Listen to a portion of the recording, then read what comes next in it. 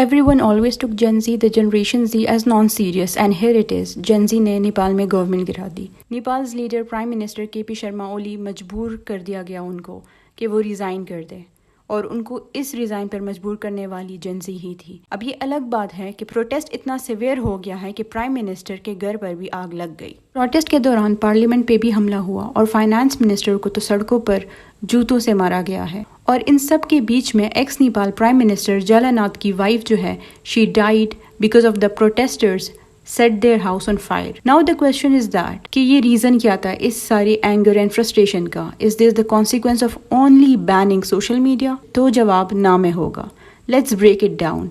8 सितंबर 2025 में नेपाल काठमांडू में लोग जमा हुए फॉर प्रोटेस्ट एंड निकले इन थाउजेंड्स, एंड बहुत से लोग इसमें से जेन जी थे, यानी 20 to 25 years की youth. This protest was organized by an NGO named हामी नेपाल. ये प्रोटेस्ट काठमांडू में मेटागर मंडला से पार्लियामेंट की तरफ मार्च कर रहे थे. ये मार्च पीसफुल था, बट जब गवर्नमेंट ने पुलिस फोर्स भेजी टू स्टॉप द प्रोटेस्टर्स, और उस police water canal, air gas and rubber bullet इस्तेमाल करना शुरू कर दिया. इस वजह से प्रोटेस्टर्स और पुलिस के बीच में एक क्लैश देखने को मिलता है.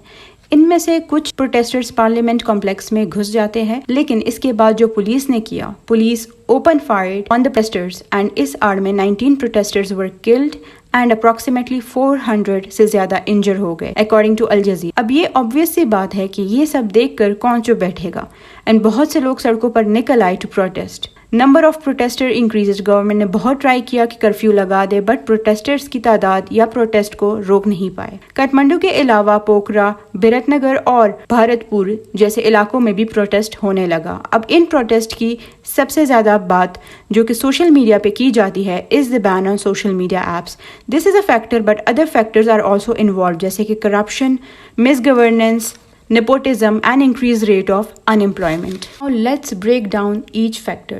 Number 1 was social media ban. In November 2023, social media companies को Ministry of Communication and Information Technology के साथ mandatory registration करवाने और local present करने को कहा गया. According to Nepal's government, ये hate speech, fraud और बाकी crime को रोकने के लिए ज़रूरी है, इसलिए हम ऐसा कर रहे हैं. Government even gave 5 public notices. 5 social media apps के अलावा किसी और ने रजिस्टर नहीं करवाया. अब जिन 5 कंपनीज ने रजिस्टर करवाया उसमें से एक बिग कंपनी वॉज टिकटॉक. इसके अंडर सोशल मीडिया अकाउंट्स या कंपनीज जो रजिस्टर्ड नहीं है उनको बैन करेंगे. ये ऑर्डर जारी हो गया.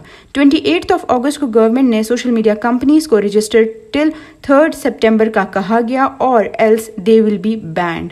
But many social media companies did not do, and 26 social media apps ban हो गए, including Facebook, Instagram, WhatsApp, YouTube, Snapchat and Twitter, accept TikTok. Public का स्टांस ये है कि गवर्नमेंट ऐसा इसलिए करना चाह रही है क्योंकि वो सोशल मीडिया को एंड हमारी फ्रीडम ऑफ स्पीच को कंट्रोल करना चाह रही है. And by the government, extremely it is against our freedom of speech, and they want to control us just like a dictator. Social media पर बहुत से वीडियोस वायरल हो रहे थे जिसमें नेपो किड्स लैविश लाइफस्टाइल जो है वो वीडियोस के थ्रू वायरल हो रही थी. जो आम आवाम वो बहुत पुअर एंड अनएम्प्लॉयड थी, जिस वजह से वो क्लास डिफरेंस क्रिएट हुआ. पब्लिक थी यंग, 20% अनएम्प्लॉयमेंट रेट था जो कि बहुत ज़्यादा है. एंड अनएम्प्लॉयड पॉपुलेशन अगर वो देख रही है कि लैविश लाइफस्टाइल गुजारी जा रही है by the leaders and the inequality is expanding और the gap is increasing day by day, तो फिर वहाँ पे एक क्लैश आया. यंग पब्लिक जो थी वो इतनी अनएम्प्लॉयड थी कि वो नेपालीज जो है रशिया जाके वहाँ पे वॉर कर रहे थे, and many of them died. According to a report, every 1 out of 5 individual was unemployed. म चाहिँ यता रसियामा आएको 2 महिना पुरा भयो लगभग, अनि मैले चाहिँ रसियामा आएर चाहिँ धेरै दुःख पाएँ. त्यही नै हो, अनि त्यहाँ चाहिँ धेरै गाह्रो छ हामीलाई सर्भाइभ गर्नको लागि. यहाँ पे बिल्कुल डिफरेंट सिचुएशन थी. आम आवाम जो है वो जाके जंग लड़ रही है to earn money. Unemployment ratio and rate is very high. And on the other hand government के बच्चे हैं, नेपोटिज्म अगर हम बात करें, इलीट लैविश लाइफ गुजार रहे हैं with no problem and they are having money and wasting that. That was the reason of their frustration. And जब सोशल मीडिया पर बैन लगा दिया गया तो टिकटॉक जो था उस पर बैन नहीं था, एंड वहाँ पर ऐसी वीडियोस वायरल हो रही थी. हैशटैग नेपो किड्स ट्रेंड कर रही थी ऑन टिकटॉक. इन वीडियोस से class difference, the normal public, youth and the nepo kids, the kids of the government officers and leaders, ان کے کٹس کو کمپیئر کیا گیا ہے ان ویڈیوز کے through, clarify and showcase کیا گیا اور لوگوں کو بتایا گیا, and that was the main reason کہ وہ لوگ سڑکوں پہ نکلے, اپنی آواز اٹھائی اپنے حق کے لیے. I came across an article جس میں لکھا تھا The leaders' children return from abroad with Gucci bags, the people's children in coffins. حال کی پبلک جو ہے وہ فرسٹریٹ ہو چکی ہے from the cyclic manner of the politicians. وہاں پہ کچھ پولیٹیشنز ہے جو بار بار پولیٹیکل پارٹیز ہے جو بار بار آ رہی ہے.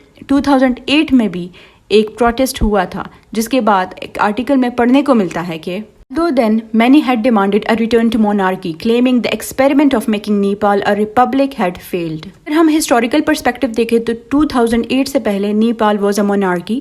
It was not a democratic state. آخری king تھے جن کے پاس پاور تھی, مونارک تھے, that was Gyanendra Singh. Apart from that monarchy کو ختم کرنے کے لیے 2 موومنٹس ہوئے, ایک 2006 میں ہوا تھا اور دوسرا جو ہے دیٹ واز انسرجنسی. دین 28 میں 2008 کو نیپال سے مونارکی کو ختم کر دیا جاتا ہے اینڈ آفیشیلی وہ ایک ڈیموکریٹک فیڈرلی ڈیموکریٹک ریپبلک بن جاتا ہے. In these 17 years of democracy in Nepal ہمارے پاس 13 دفعہ گورنمنٹ بدلی ہے اور 3-4 پولیٹیشنز کے ریپیٹیشن موڈ میں ہو رہی ہے. یہاں پہ ہمارے پاس 2 میجر پولیٹیکل پارٹیز ہیں, Nepali Congress and Nepali communist. We believe that all of us will work hard together to make the dream of new Nepal come true. ہمارے پاس major communist parties in Nepal ہے, ان کے 2 پارٹیز ہے, CPN unified Marxist and Leninist and number 2 is CPN Maoist centre. اب یہ 3 جو political parties ہیں ان کے بیچ میں ہی پاور روٹیٹ کرتی ہے اینڈ ان تینوں پولیٹیکل پارٹیز کے لیڈر جو ہے ان پہ کرپشن کے کیسز ہیں. کانگریس پارٹی کے جو لیڈر ہے فارمر لیڈر دیوبا پر ایکیوزیشن ہے taking illegal commissions in the purchase of year craft,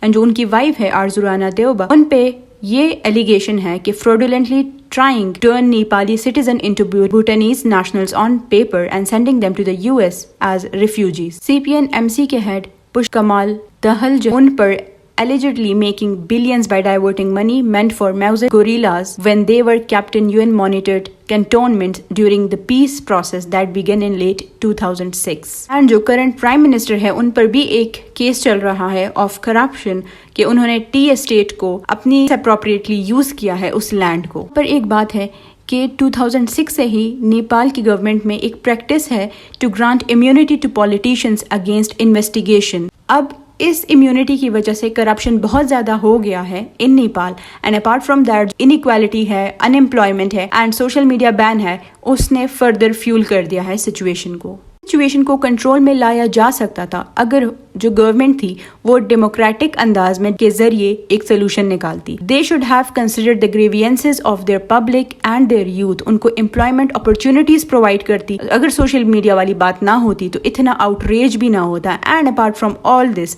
اگر اوپن فائر گورنمنٹ کی طرف سے نہ ہوتی جس میں جو نارمل پبلک ہے وہ آلریڈی فرسٹریٹڈ ہے اینڈ آپ ان کو فیول کر رہے ہو فردر ورس پروٹیسٹ, کیونکہ یہ پہلے ایک پیسفل پروٹیسٹ تھا. آپ کو کیا لگتا ہے کہ ڈیموکریٹک مینس کے علاوہ کوئی سولوشن بن سکتا ہے آف دس نیپال پرابلم؟ کیا کوئی اور سولوشن بن سکتا ہے؟ Do let me know.